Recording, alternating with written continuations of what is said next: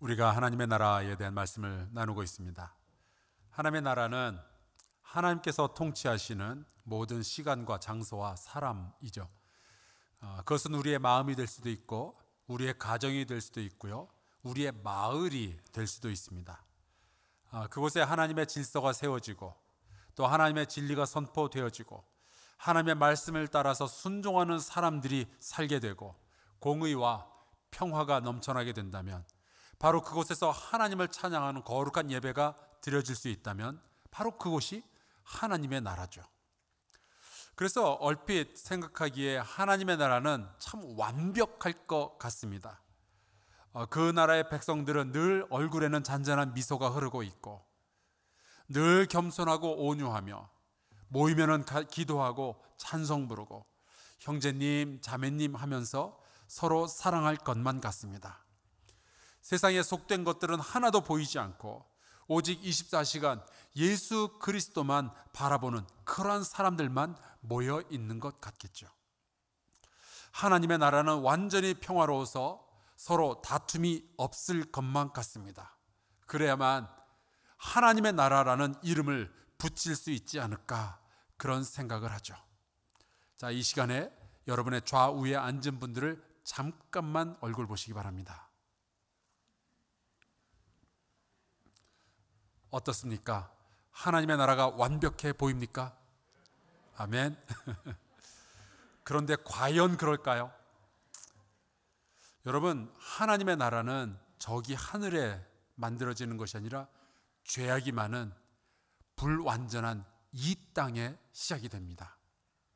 얼마 전에 우리 양천지방 열림교회에서 목회하시는 이선호 목사님께서 저에게 기도해달라면서 카톡을 보내셨는데요, 열림교회가 비록 규모는 좀 작더라도 그 교회를 통해서 하나님의 나라가 선포되고 사랑과 화평과 공의를 실현하고 있었거든요. 근데 얼마 전에 그 교회가 들어가 있는 그 바로 위층에 무당집이 들어온 거예요. 령천관이라고.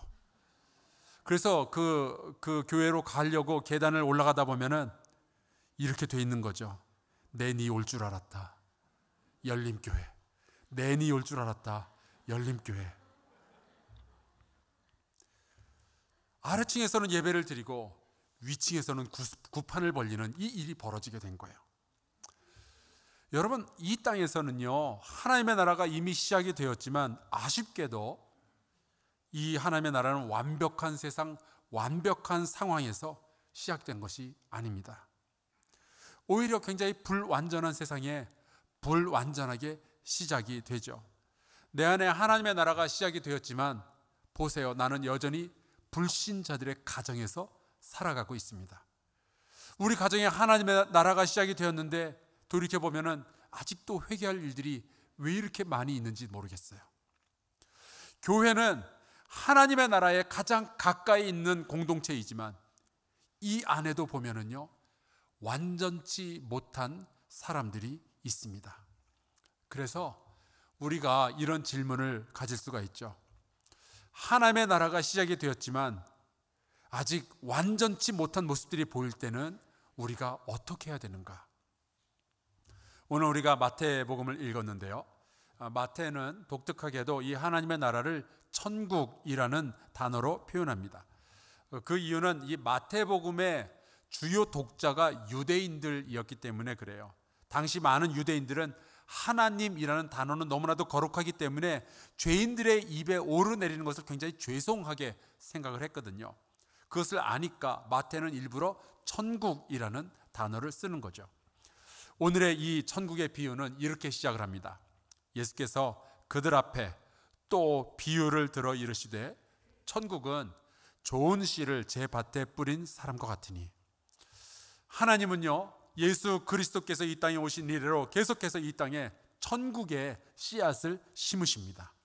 이 씨앗은 우리가 말씀으로 해석을 해도 좋고요, 은혜로 해석을 해도 좋고요, 하나님의 사랑으로 성령으로 해석을 해도 좋습니다. 그런데 오늘 말씀 그 뒤편에 가서 보면 예수께서 해석을 하시기를 이 씨앗은 천국의 아들들이다, 천국의 딸들이다 라고 말씀을 하시죠. 하나님의 나라에 어울리는 사람들이 있다는 거예요. 그리고 그 밭은 한 사람의 영혼일 수도 있고 가정일 수도 있고 한 사회와 나라가 될 수도 있죠. 특별히 우리가 이 밭을 교회라고 한번 생각을 해봅시다. 그렇다면 거기에는 하나님의 말씀과 은혜와 사랑을 받아들이고 순종하는 사람들, 그들이 있기 때문에 하나님의 나라가 이 교회 안에서 시작이 되는 거예요. 특별히 이 말씀에서 우리가 놓치지 말아야 할 것은 하나님께서 이 좋은 씨를 뿌리는 장소가 남의 땅이 아닙니다. 말씀해 보니까 좋은 씨를 제 밭에 뿌렸다라고 돼 있어요. 여러분, 세상의 모든 곳은 다 하나님의 소유인 줄로 믿습니다. 그 어떤 것도 하나님이 만들지 않은 것, 하나님이 소유하지 않은 것은 없죠. 여러분의 영혼, 여러분의 가정, 여러분의 직장, 여러분의 자녀, 이 마을 다 하나님의 것인 줄로 믿습니다. 그러니까 하나님께서 하나님의 소유된 이 세상에 하나님 나라의 씨앗을 뿌린다는 것은 사실은 낯선 땅에 개척을 가는 것이 아니라 원래 하나님의 것을 회복하려는 아버지의 계획이 있는 거예요. 여러분, 탕자는요, 남의 집 자식이 아니에요. 원래 아버지의 자식이죠. 그가 돌아오고 그가 회복하는 것이 하나님의 나라가 만들어지는 겁니다. 잃어버린 양은 남의 집 양이 아니라 선한 목자의 양이었어요.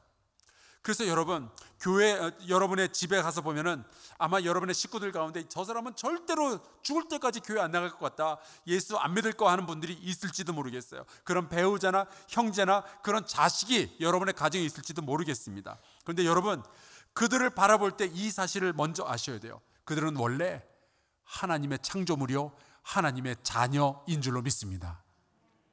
하나님은 그들이 돌아오기를 바라시는 거예요. 하나님은 낯선 사람들에게 복음을 전하시는 것이 아니라 원래 돌아와야만 하는 그 하나님의 자녀, 하나님의 백성에게 복음을 전하시는 거죠. 그러니까 여러분, 소망을 가지고 회복을 위해서 기도하며 여러분의 식구들에게 복음 전하시기를 주의 이름으로 축원합니다.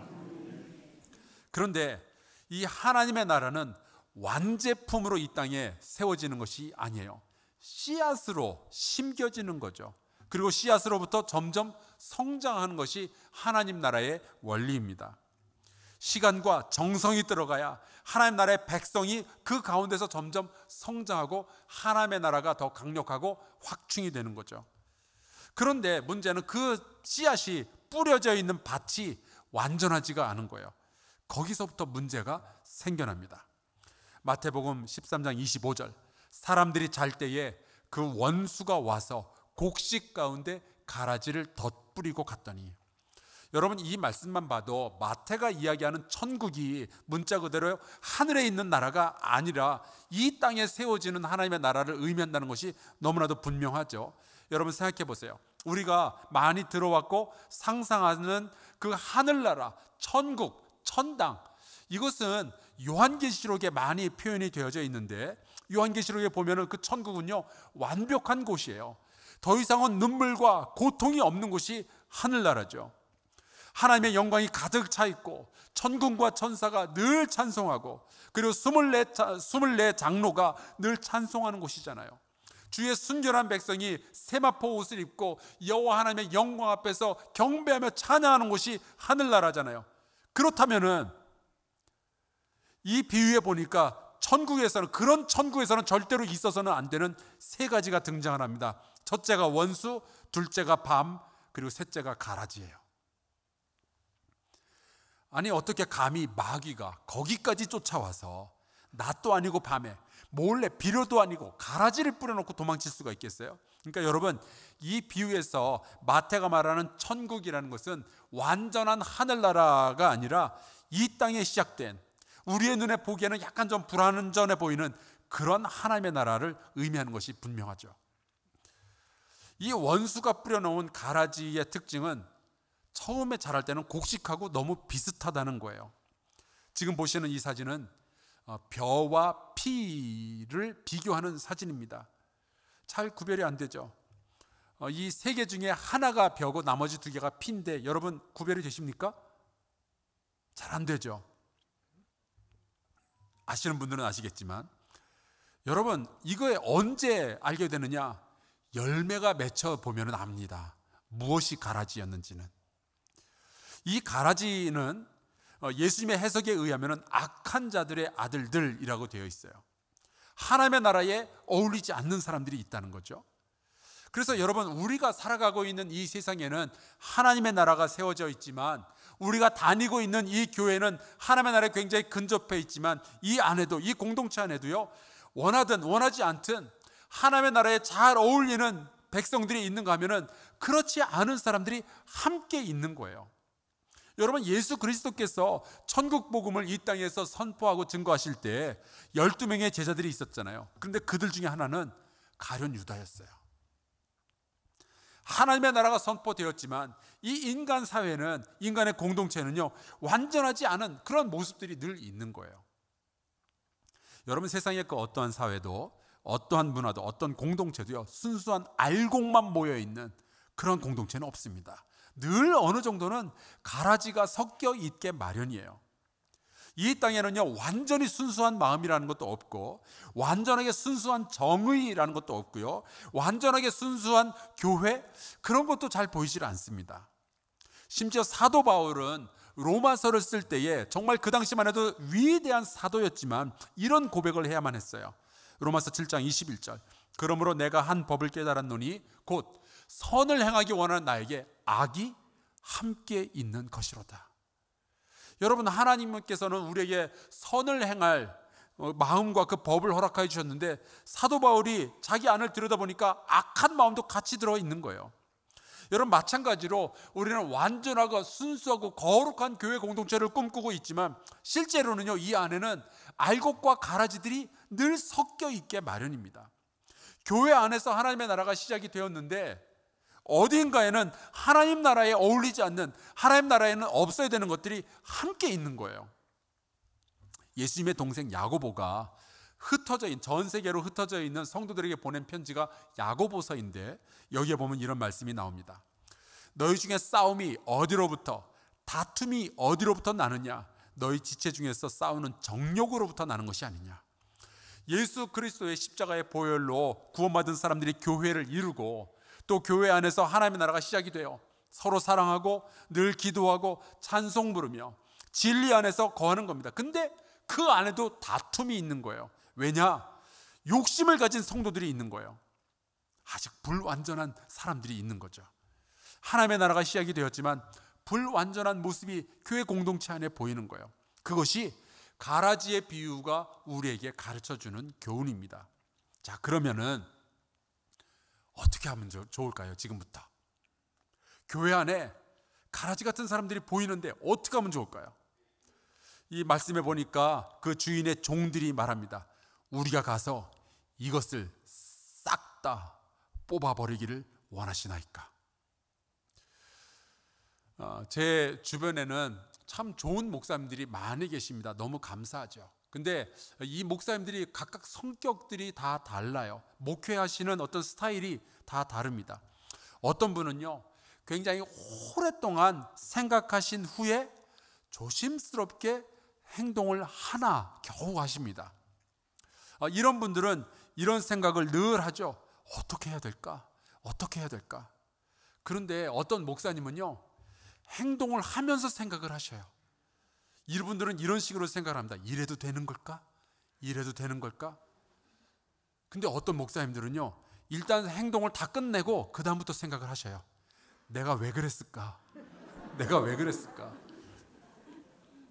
여러분의 집에도 그런 분들이 있는지 모르겠어요. 가라지를 뽑아버릴까요? 이렇게 물어보는 종들은 어떤 성격을 가진 사람들일까요? 여러 가지 표현을 할 수 있겠지만 제가 보기에 이런 사람들은요, 완벽주의자들이에요. 우리가 하나님의 나라를 꿈꿀 때, 정말 완전한 거룩한 교회를 꿈꿀 때 이런 생각을 할 경우가 있습니다. 이런 의욕이 생겨요.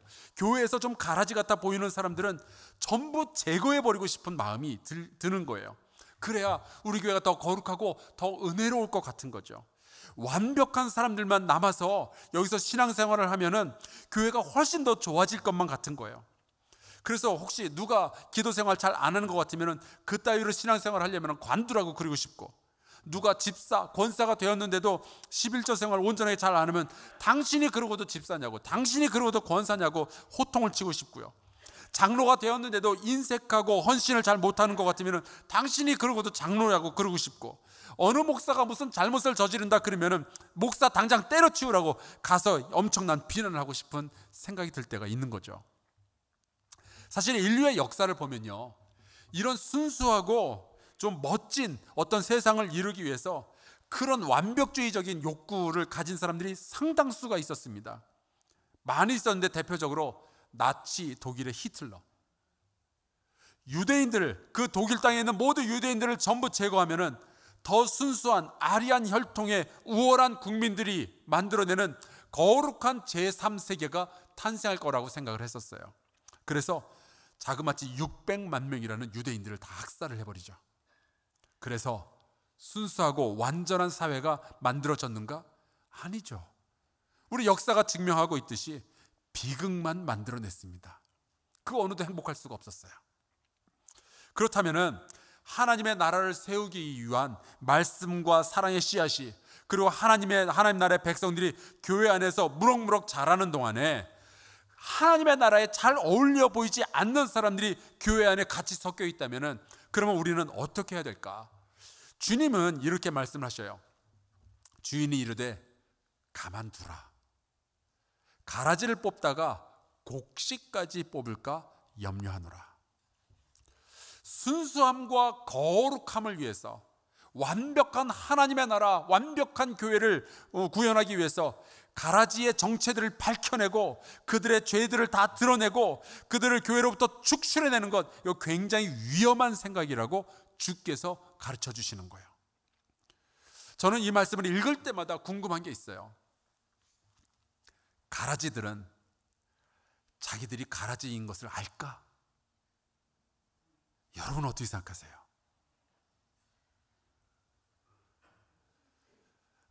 제가 목회하면서 보니까 저 사람은 가라지일 것 같다 라고 의심가는, 제가 시선 처리가 굉장히 어려운 순간인데 그럴 것 같다라고 의심가는 분들이 있기는 있더라고요.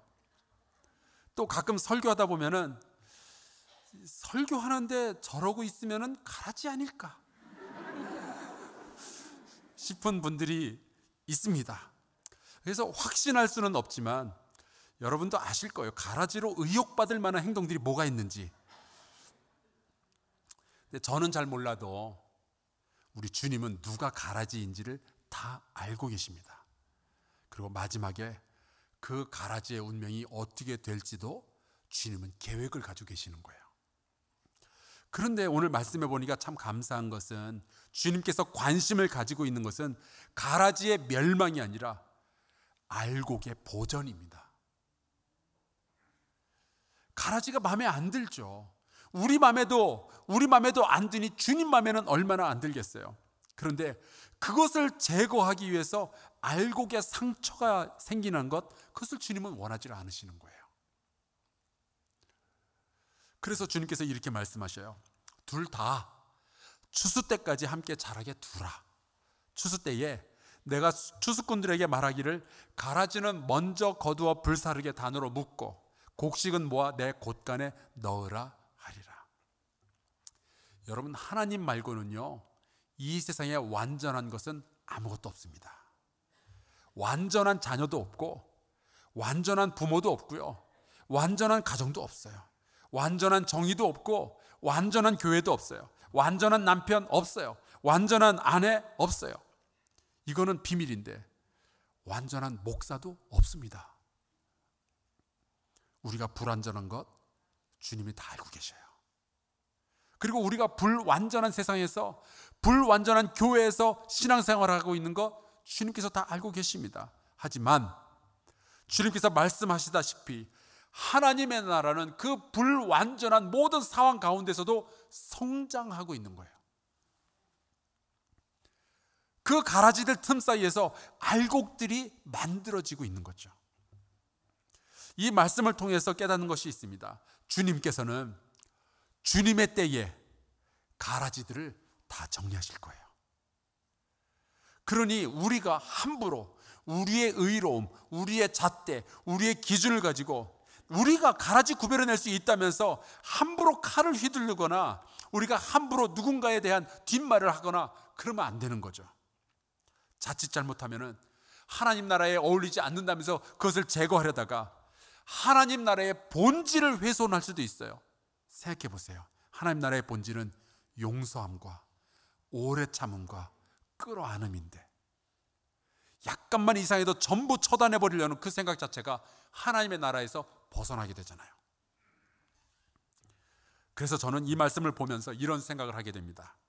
어쩌면은 마귀가 뿌려놓은 가장 치명적인 가라지는 가라지만 보이면은 뽑아버리고 싶은 완벽주의적인 생각일지도 모르겠다.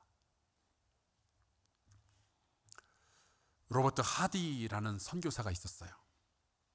이분은 캐나다 온타리오 출신인데 대학생 때 D.L. 무디, 아주 유명한 목사님이죠. 그 목사님의 설교를 듣고 자기가 선교사로 자원을 하게 됩니다.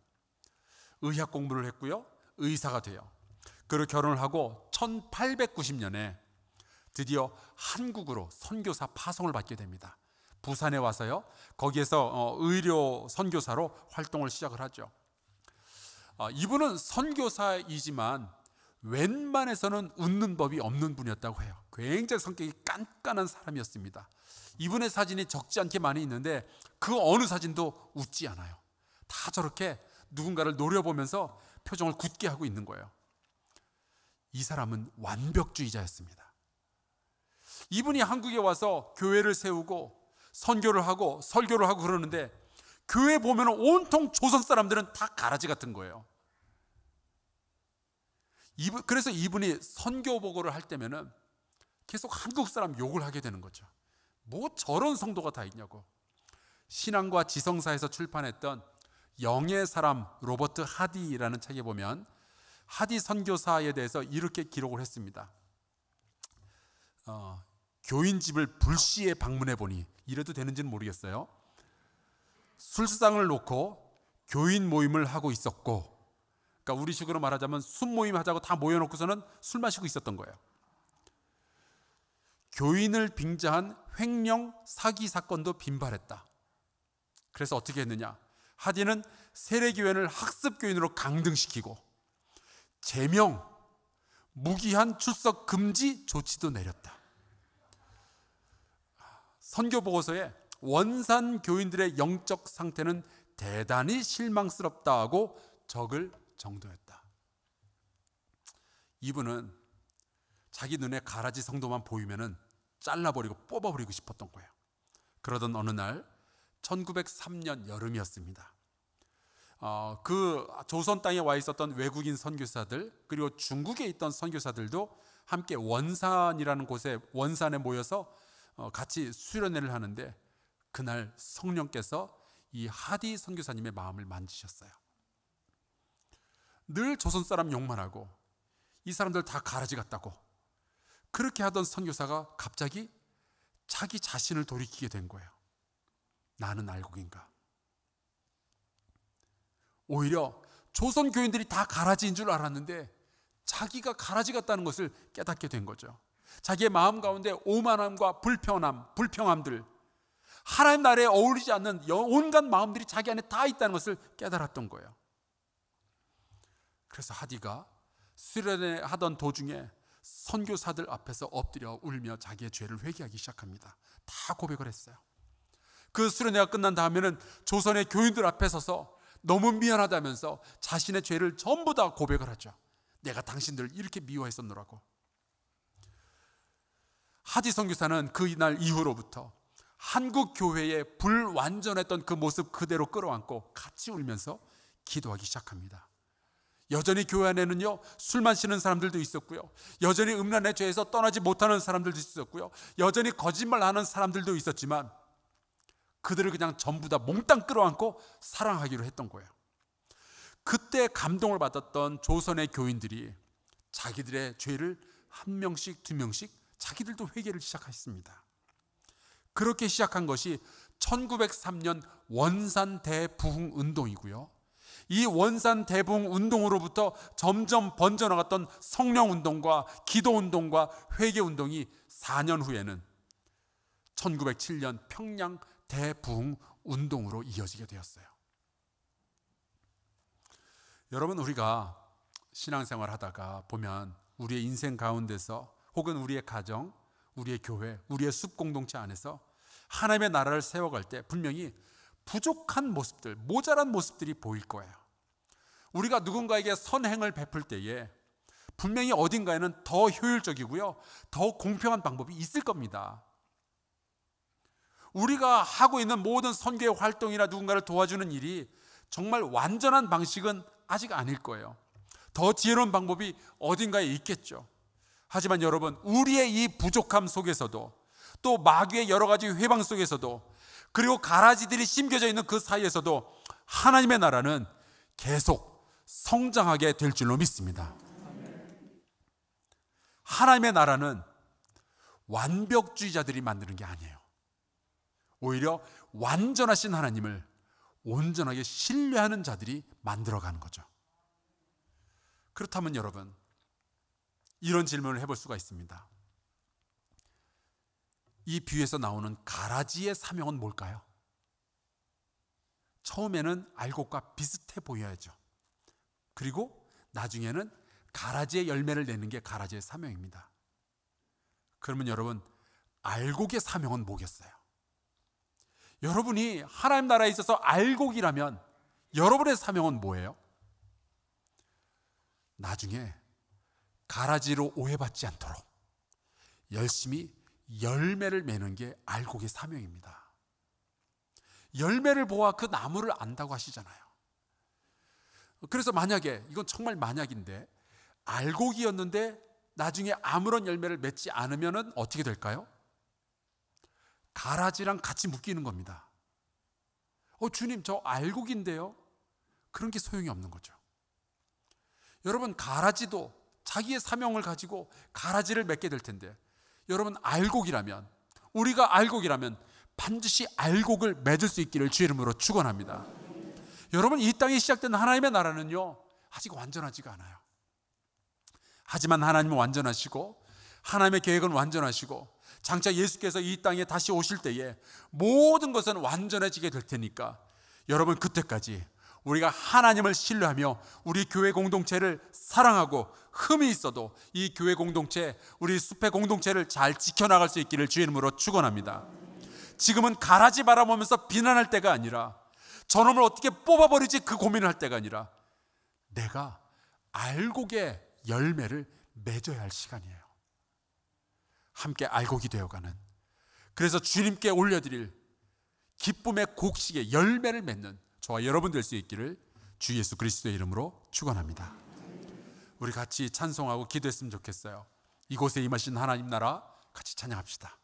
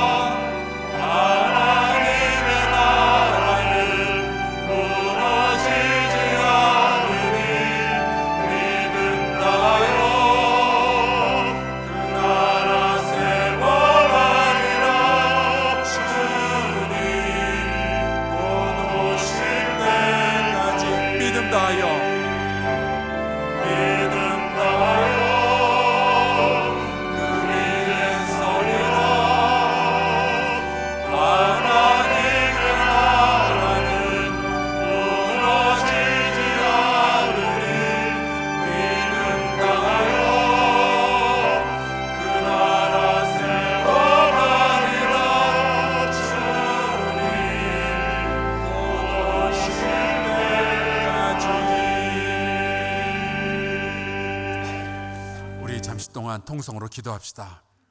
하나님, 우리 공동체 안에 연약한 모습이 여전히 있지만 소망을 버리지 않게 하여 주옵소서. 아직 불완전한 하나님의 나라를 경험하고 있지만 주님 다시 오실 그날까지 알곡의 삶을 살게 하시고 열매 맺는 성도들 되게 하여 주시옵소서. 우리 주변에 가라지 같은 사람들이 보일지라도 이 교회 공동체를 포기하지 않게 하여 주시옵소서. 우리 같이 동성으로 기도하겠습니다. 아버지 하나님, 주께서 도우시기를 간절히 소원하고 원합니다. 하나님, 나는 가라지가 아니죠. 하나님, 나는 알곡이기를 소원합니다. 여호와 하나님 아버지, 우리가 해야 할 일들이 있습니다. 아버지 하나님이여, 도와주시기를 간절히 소원하고 합니다. 하나님, 알곡의 열매를 거두게 하여 주시옵소서. 하나님 아버지, 우리가 거룩한 열매를 거둘 수 있도록, 성령의 열매를 거둘 수 있도록 주님 인도하여 주시옵시기를 간절히 바랍니다. 하나님 아버지, 내가 알곡인지 가라지인지 어떻게 알겠습니까? 내가 알곡인지 가라지인지 어떻게 알겠습니까? 하나님 도와주시옵소서. 우리가 열매를 봐야 되겠습니다. 나도 내 자신의 열매를 다시 한번 바라볼 수 있도록 인도하여 주시옵소서. 다시 한번 바라볼 수 있도록 주여 도와주시기를 간절히 소원합니다. 아버지, 붙잡아 주셔서 이 마지막 때에 알곡의 삶을 살아갈 수 있도록 돌봐주시고 주님의 손에 올려드릴 귀한 공식을 맺게 하여 주시옵소서.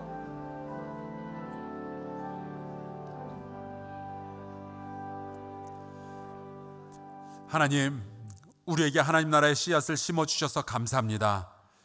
우리 안에 심겨져 있는 이 복음과 은혜, 진리와 사랑이 잘 자라나게 하여 주시옵소서. 비록 우리 안에 여전히 어두움의 그늘이 보이고 다툼과 욕망의 냄새가 날지라도 예수께서 이미 시작하신 그 하나님의 나라는 결국 완성될 것을 소망하게 하여 주시옵소서. 진정으로 회개할 사람은 나부터라는 고백을 갖게 하여 주시옵소서. 우리 한사랑교회 공동체 안에 여전히 부족함이 있겠지만 예수 그리스도의 몸된 교회를 사랑하게 하여 주시옵소서. 우리 가정 안에 완전치 못한 모습이 있지만 끝까지 사랑하고 지켜내게 하여 주시옵소서. 예수 그리스도의 이름으로 기도하옵나이다. 아멘.